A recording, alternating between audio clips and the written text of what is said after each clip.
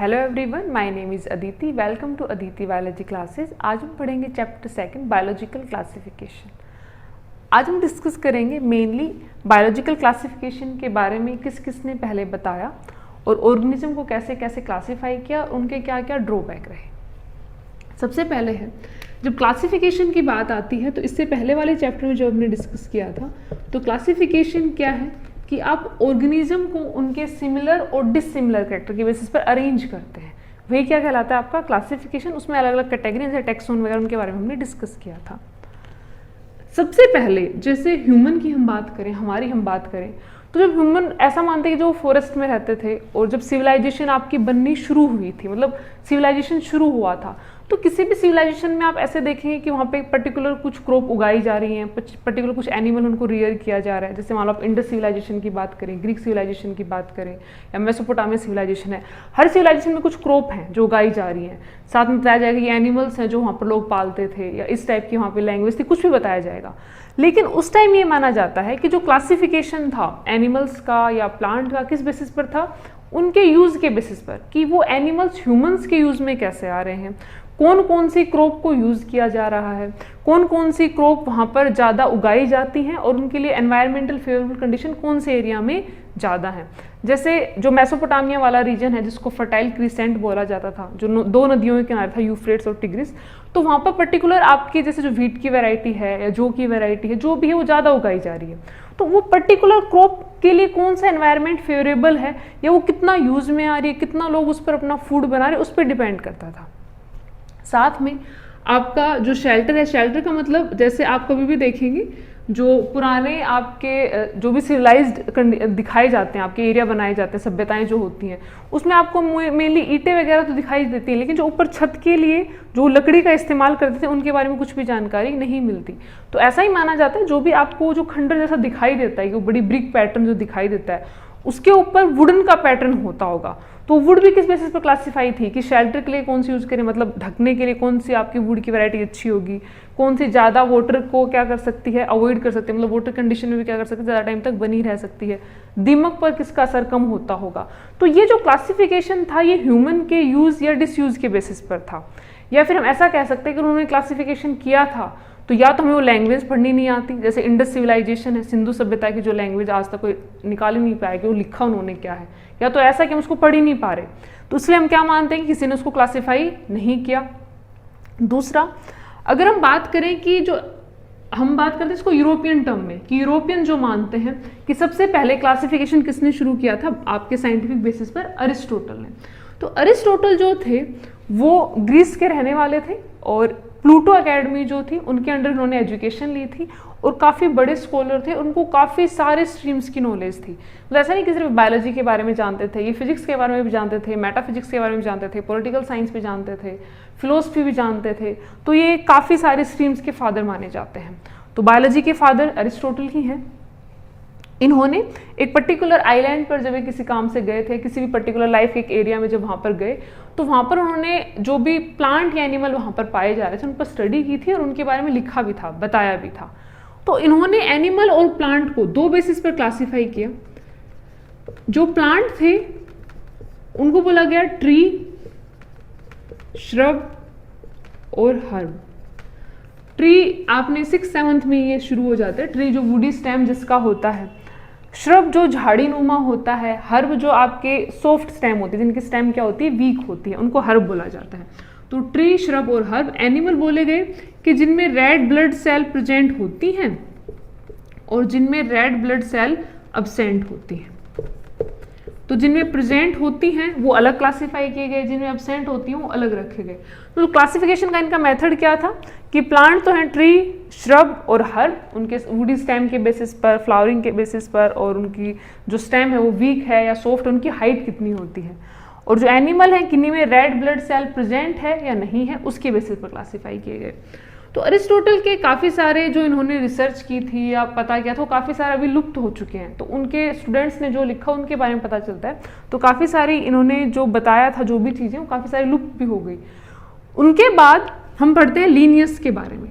तो अरिस्टोटल ने जब क्लासिफिकेशन किया तो सिंपल प्लांट, एनिमल बताए, एनिमल में 2 क्लासिफिकेशन रखे, प्लांट में 2 क्लासिफिकेशन रखे। लेकिन एक होता है ना कि जैसे जैसे आपकी ज़रूरतें पूरे होनी शुरू होती हैं। फिर आपके माइंड में आता है कि ये क्यों एग्जिस्ट कर रहा है। जैसे आपको कभी भूख लगी है तो आप सबसे पहले फूड के बारे में सोचते हैं कि फूड कहाँ से ऑब्टेन हो, आपको फूड कैसे लें।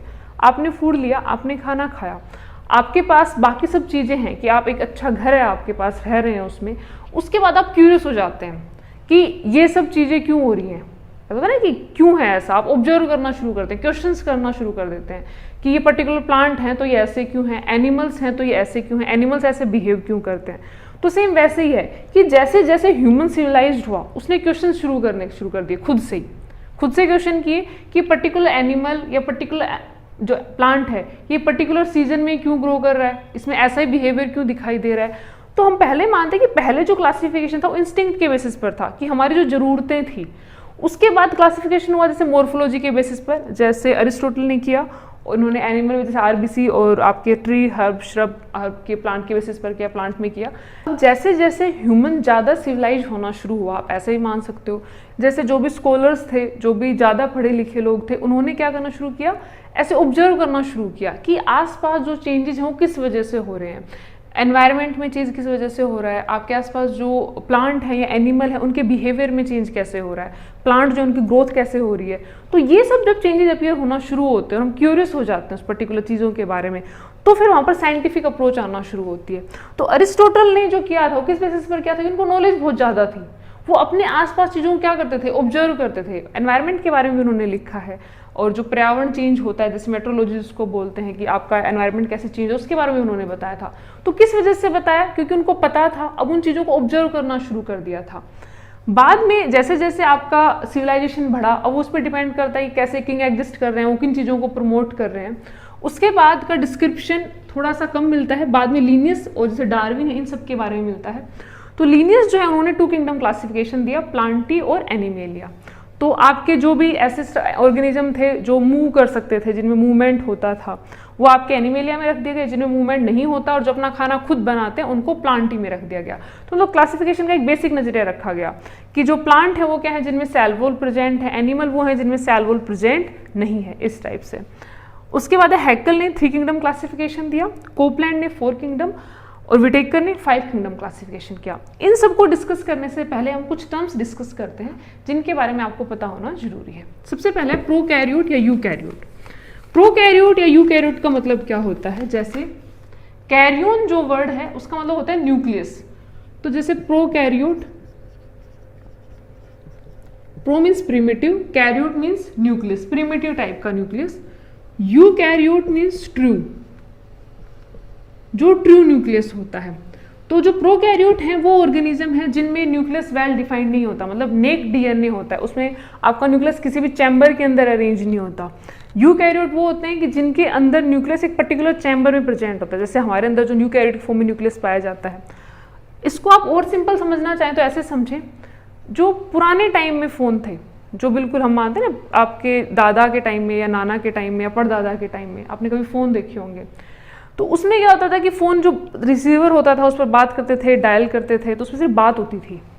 फिर उसके बाद आपके जो हैं जो मैसेज वाले आ गए, जिस पर आप मैसेज टाइप करके भेज सकते हैं या थोड़े बहुत आप लिंक वगैरह सेंड कर सकते हैं। आज जो फ़ोन है वो कैसे हैं, फ़ोन में सारी दुनिया एग्जिस्ट कर रही है, टच स्क्रीन फ़ोन है, इसके अलावा उनमें सब कुछ एग्जिस्ट करता है, बैंकिंग भी होती है, आप वीडियो बना सकते हो, आप बातें कर सकते हो, आप रिकॉर्ड कर सकते हो, आप कोई भी चीज़ सर्च कर सकते हो, डिफरेंट सर्च इंजन है, डिफरेंट आपके ऐप हैं, सब कुछ एग्जिस्ट करता है। इवन आजकल तो लाइफ फ़ोन के आसपास ज़्यादा हो गई है। तो हम प्रोकैरियोट की बात करें तो कैसे रिलेट करें, जो बिल्कुल पहले वाले फ़ोन कैसे थे, बिल्कुल प्रिमिटिव टाइप के स्ट्रक्चर। प्रिमिटिव उनको सिर्फ बात करने में यूज़ करते थे, रिसीवर होता उससे बात करते, उससे पहले एक और फ़ोन भी आता था जिसको ऐसे लगाया जाता था, जो ग्राम बेल वगैरह के टाइम में बना था। तो उसी तरीके से आपके जो यूकैरियोट है वो क्या है, एडवांस सेल आप इसको माने, जैसे आजकल के आपके जो फ़ोन है जिनमें नई नई टेक्निक आती रहती है। और प्रोकैरियोट को आप कैसे माने, जिन्होंने क्या किया, आपके बिल्कुल प्रिमिटिव टाइप के जो फ़ोन है उनको डिस्क्राइब करते हैं, ऐसा आप उसको रिलेट करके समझ सकते हैं। तो प्रोकैरियोटिक सेल में आपके कौन से आते हैं, मेनली बैक्टीरिया, और यूकैरियोटिक में आपके कौन से आते हैं, प्रोटिस्टा से शुरू हो जाते हैं। तो प्रोकैरियोट में आते हैं आपके मोनेरा। 5 किंगडम कौन कौन से हैं, Monera, protista, fungi, Plantae, animalia, जो विटेकर ने एक्सप्लेन की है, जो एनसीईआरटी में दिया हुआ है। तो उसमें जो प्रोकैरियोटिक उसमें कौन आते हैं, बैक्टीरिया यानी मोनेरा। और जो आपके प्रोटिस्टा हैं, फंगस है, आपकी प्लांटी है, एनिमेलिया है, वो सब किस में आते हैं? यूकैरियोट में। एक और टर्म आती है यूनिसेलुलर, मल्टीसेलुलर। तो यूनिसेलुलर का मतलब होता है कि वो ऑर्गेनिज्म एक सेल से बना है, मल्टीसेलुलर का मतलब काफी सारी सेल से मिलकर बना है। यूनिसेलुलर ऑर्गेनिज्म प्रोकैरियोटिक भी हो सकता है, यूकैरियोटिक भी हो सकता है। जैसे मोनरा आपके कैसे हैं? यूनिसेलुलर और प्रोकैरियोटिक। प्रोटिस्टा कैसे हैं आपके? Unicellular, eukaryotic. तो प्रोकैरियोट, यूकैरियोट आपने कैसे समझा? प्रोकैरियोट का मतलब क्या है? आपके प्रिमिटिव टाइप का न्यूक्लियस, जिनमें न्यूक्लियस कैसा होता है? बिल्कुल प्रिमिटिव टाइप का। और आपके यूकैरियोटिक कैसे हैं? जिनमें आपका एडवांस टाइप का है। जैसे प्रोकैरियोटिक सेल में कोई ऑर्गेनेली नहीं होता, वेल डिफाइंड ऑर्गेनेली नहीं होता। यूकैरियोटिक में क्या होता है? वेल डिफाइंड ऑर्गेनेली होता है। जैसे आपके पहले के फोन में तो सिर्फ एक फीचर होता था, बात हो सकती थी। आज के फोन में सारे फीचर होते हैं। जैसे यूकैरियोटिक सेल में सारे ऑर्गेनेली होते हैं, वेल डिफाइंड क्या होता है? न्यूक्लियस होता है। नेक्स्ट है, एक और टर्म है यूनिसेलुलर और मल्टीसेलुलर। तो यूनिसेलुलर आप क्या समझेंगे कि जिनमें एक सिंगल सेल का ही ऑर्गेनिज्म बना हुआ है। मल्टीसेलुलर का मतलब आपके डिफरेंट टाइप की जो सेल है, या आपकी जो सेम टाइप की सेल हो, डिफरेंट टाइप से अरेंज हो और एक पूरा ऑर्गेनिज्म को बनाया है। तो जब भी हम क्लासिफिकेशन की बात करते हैं तो आज के टाइम जो क्लासिफिकेशन है, जैसे माइक्रोस्कोप प्रेजेंट है और भी काफी सारे टेक्निक प्रेजेंट है, तो आप उसको माइक्रोस्कोपिक लेवल पर देख सकते हो। आप उसमें इवोल्यूशनरी लीनिएज निकाल सकते हो। तो पहले जो क्लासिफिकेशन था वो मॉर्फोलॉजिकल बेसिस पर हुआ, फिर उसके बाद हुआ कि इनमें कंपोजिशन कैसा है, फिर उसके बाद हुआ कि इनमें रिलेशनशिप कैसी है। इवोल्यूशनल मतलब ओरिजिन कहाँ से हुआ होगा, कि जैसे शुरू में मानते हैं कि अर्थ जब बनी होगी, जो साइंटिस्ट मानते हैं कि अर्थ जब बनी होगी तो पहले जो ऑर्गेनिज्म बने होंगे ना वो प्रोकैरियोट होंगे ना वो यूकैरियोटिक होंगे, उनमें डिफरेंट टाइप से ऑर्गेनाइजेशन शायद रहा होगा। तो उनको हम कैसे पढ़ते हैं? मोलिकुलर लेवल पर। ये पहले डिस्कस भी किया था कि जब हम ऑर्गेनाइजेशन शुरू करते हैं, कल जो हमने क्वेश्चन डिस्कस किया तो उसमें बताया था कि जो आपका ऑर्गेनाइजेशन है वो सब माइक्रोस्कोपिक मोलिकुलर लेवल पर शुरू होता है, कि हम मोलिक्यूल्स के बेसिस पर उसको शुरू कर सकते हैं। कैसे? क्योंकि हमारे पास आज टेक्निक है। लेकिन जिस टाइम इन लोगों ने शुरू किया था, इन साइंटिस्ट ने शुरू किया था, तो उस टाइम में कंडीशन डिफरेंट थी। वो मॉर्फोलॉजी देख सकते थे, फिर जैसे जैसे टाइम बढ़ा तो नई नई टेक्निक आनी शुरू, उसी बेसिस पर क्लासिफिकेशन होना शुरू हो गया। तो आज भी ऐसा ही होगा। अब और एडवांस टेक्निक आएंगी तो क्लासिफिकेशन का क्राइटेरिया क्या हो सकता है? चेंज। तो जैसे जैसे क्राइटेरिया चेंज होता है, ऑर्गेनिज्म एक किंगडम से दूसरे किंगडम में क्या हो सकते हैं? मर्ज हो सकते हैं, एक किंगडम से दूसरे किंगडम में जा सकते हैं। जैसे आप इसका सिंपल एग्जांपल समझे यूग्लिना से। यूग्लिना जो है ये आपका अभी रखा हुआ है किंगडम प्रोटिस्टा में। जैसे हम अगर विटेकर के अकॉर्डिंग माने तो 5 किंगडम को अगर हम माने तो 5 किंगडम के अकॉर्डिंग किसमें रखा हुआ है? आपके प्रोटिस्टा में रखा हुआ है। कैसा ऑर्गेनिज्म है? इसमें क्लोरोप्लास्ट प्रेजेंट होता है। कब? जब ये सनलाइट में प्रेजेंट होता है।